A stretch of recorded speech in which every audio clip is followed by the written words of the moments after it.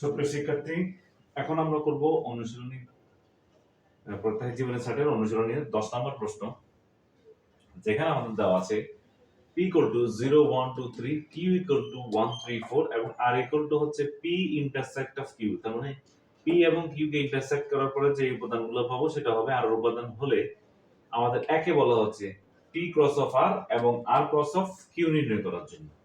তাহলে এখানে p এর সাথে r এর ক্রস হবে, আবার r এর সাথে q এর ক্রস হবে, দুইটা ক্রস করতে হবে আমাদের। সেজন্য আমাদের যে মানটা দরকার সেটা হচ্ছে r এর মানটা দরকার। তাহলে r এর মানটা বের করার জন্য আমরা প্রথমে কি করব, দেওয়া আছে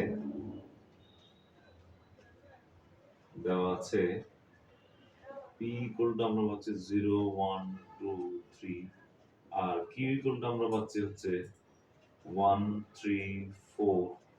তাহলে আমরা এখানে যদি করি r আমাদের দেওয়া ছিল হচ্ছে p ইন্টারসেক্ট অফ q, সেহেতু আমরা করব সুতরাং p ইন্টারসেক্ট অফ q সমান হচ্ছে 0 1 2 3 ইন্টারসেক্ট অফ q এর মান হচ্ছে 1 3 4।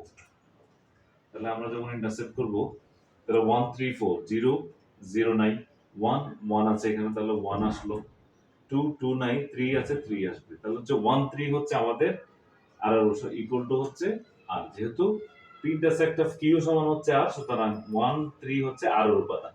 এবার আমরা করব p দ্বারা r কে গুণ করব। সুতরাং p cross of r equal to আমরা পাবো এখানে p এর উপাদান হচ্ছে আমাদের 0 1 2 3 ক্রস অফ r এর উপাদান হচ্ছে 1 3। কার্তেসীয় গুণজ করব আগের নিয়মে। সুতরাং আমরা 0 দিয়ে প্রথমে 1 কে লিখব, 0 1 0 3, তারপর আসবে 1 দিয়ে আসবে 1 1 1 আসবে, তারপর আসবে হচ্ছে 1 3 আসবে, 1 3 আসবে, তারপর আসবে হচ্ছে 2 দিয়ে 2 1 2 1 তারপর হচ্ছে 2 3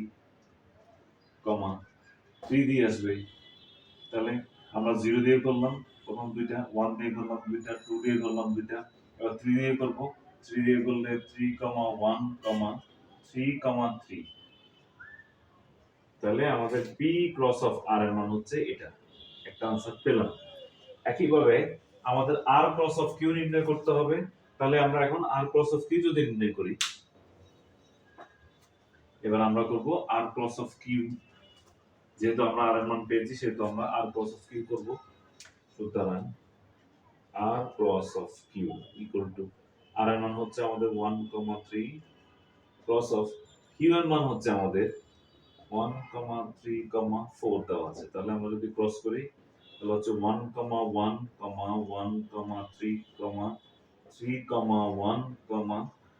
1 এখানে একের তিনটা উপাদান হবে, যে 1 দিয়ে প্রথমে আমি 1 কে করব, 1 1 1 3 1 4 করার পরে 3 দিয়ে করব, 3 1 3 3 3 4।